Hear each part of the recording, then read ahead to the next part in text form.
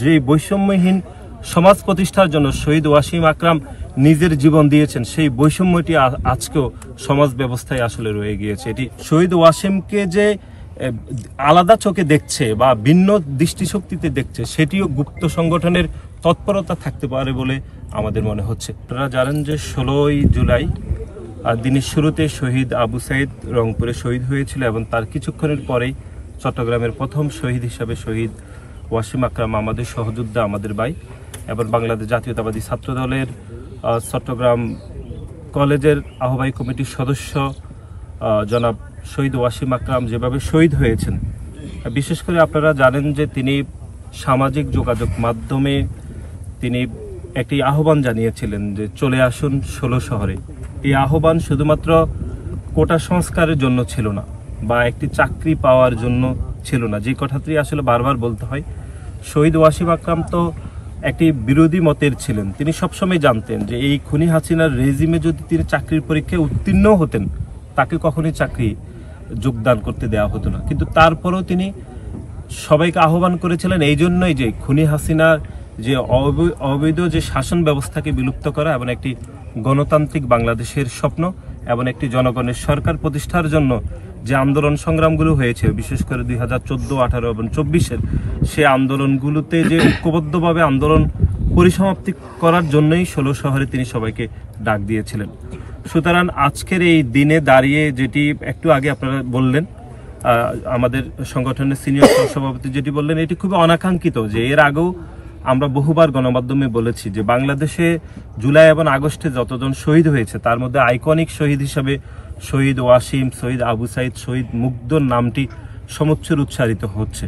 কিন্তু অত্যন্ত দুর্ভাগ্যজনকভাবে আমরা দেখলাম যে শহীদ মুগ্ধ এবং শহীদ আবু সাইদের নামটি পাঠ্যপুস্তকে অন্তর্ভুক্ত করা হলো শুধুমাত্র রাজনৈতিক কর্মী হিসাবে এবং বাংলাদেশ জাতীয়তাবাদী ছাত্র দলের একজন একনিষ্ঠ কর্মী হওয়ার কারণে তার নামটি পাঠ্যপুস্তকে অন্তর্ভুক্ত করা হয়নি।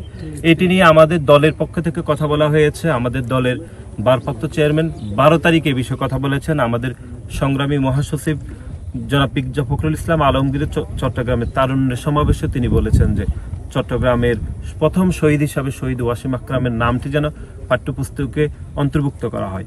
কিন্তু আমরা দেখলাম এই যারা অন্তর্বর্তীকালীন সরকার রয়েছে, সেই সরকারের দায়িত্বের প্রথম ধাপটি হওয়া উচিত ছিল যারা শহীদ হয়েছেন তাদেরকে রাষ্ট্রীয়ভাবে ক্ষতিপূরণ দেওয়া এবং যারা আহত হয়েছেন তাদেরকে পুনর্বাসনের ব্যবস্থা করা। বিশেষ করে আপনারা জানেন জুলাই এবং আগস্টে 4000-এরও বেশি ছাত্র জনতা যারা দৃষ্টিশক্তি হারিয়েছেন এক চোখে অথবা উভয় চোখে, তাদের পুনর্বাসনের কোনো দায়িত্ব সরকার এখনো পর্যন্ত নেয়নি। সুতরাং রাষ্ট্রীয় ক্ষতিপূরণ, আহতদের পুনর্বাসন এবং যারা চোখের সমস্যা হয়েছে, দৃষ্টিশক্তি হারিয়েছে, তাদের যে পুনর্বাসনের ব্যবস্থা করা হয়নি, এটি এই অন্তর্বর্তীকালীন সরকারের একদমই আমরা যেটি ব্যর্থতা যেটি মনে হচ্ছে সেটি। এবং শহীদ ওয়াসিম আকরামকে দলীয় দৃষ্টিকোণ থেকে দেখার যে প্রবণতা, এটি আমাদেরকে মনে করিয়ে দেয় যে বৈষম্যহীন সমাজ প্রতিষ্ঠার জন্য শহীদ ওয়াসিম আকরাম নিজের জীবন দিয়েছেন, সেই বৈষম্যটি আজকেও সমাজ ব্যবস্থায় আসলে রয়ে গিয়েছে। এটি অত্যন্ত দুর্ভাগ্যজনক এবং এটি অত্যন্ত মর্মান্তিক আমাদের জন্য।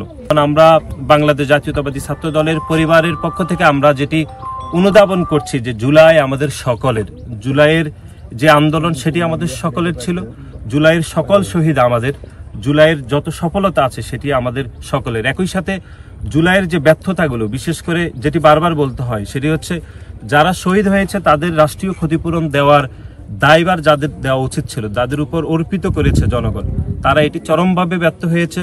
ক্ষতিগ্রস্ত যারা হয়েছে তাদের পুনর্বাসনে ব্যর্থ হয়েছে, যারা দৃষ্টিশক্তি হারিয়েছেন তাদেরও পুনর্বাসনে সরকার ব্যর্থ হয়েছে। এবং বাংলাদেশ জাতীয়তাবাদী ছাত্র দলের 142 জন নেতাকর্মী এই জুলাই আগস্টে যারা শহীদ হয়েছেন, কিন্তু বাংলাদেশের অন্য কোনো ছাত্র সংগঠন এখনো পর্যন্ত তাদের কতজন নেতাকর্মী আদৌ আন্দোলনে অংশগ্রহণ করেছেন কিনা। বিশেষ করে আপনারা জানেন যে একটি গুপ্ত সংগঠন, যে সংগঠন বিভিন্ন প্রোপাগান্ডায় এখন জড়িত রয়েছে, তাদের শীর্ষ কোনো নেতৃত্ব জুলাই এবং আগস্টে আদৌ আন্দোলন করেছেন কিনা এটি জনমনে সন্দেহ রয়েছে।